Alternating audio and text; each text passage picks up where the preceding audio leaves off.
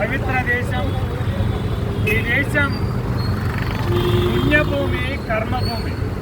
ఈ దేశంలో అనేక మంది మహాపురుషులు జన్మించి వారి యొక్క ప్రాణాన్ని, వారి యొక్క ఆత్మ త్యాగాలను దేశం కోసం సమర్పించి వారి యొక్క సమస్తాన్ని కూడా, జీవితాన్ని దేశం కోసం త్యాగం చేసిన మహానుభావులు, మహాపురుషులు ఎందరో ఉన్నారు.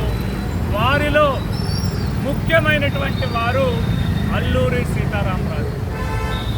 వారు దేశంలో జీవించింది అతి తక్కువ సమయం, కొన్ని సంవత్సరాలు మాత్రమే, కేవలం 2 దశాబ్దాలు మాత్రమే వారి యొక్క జీవితకాలం. కానీ ఈ దేశంలో ప్రతి వారి గుండెల్లో స్థానాన్ని సంపాదించినటువంటి మహాపురుషుడు అల్లూరి సీతారామరాజు గారు.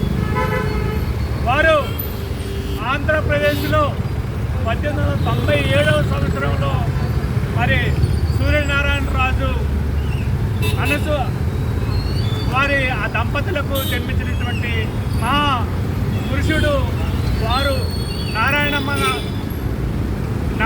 గారు అలాగే సూర్యనారాయణరాజు గారు దంపతులకు జన్మించినటువంటి మహా గొప్ప వ్యక్తి అల్లూరి సీతారామరాజు గారు.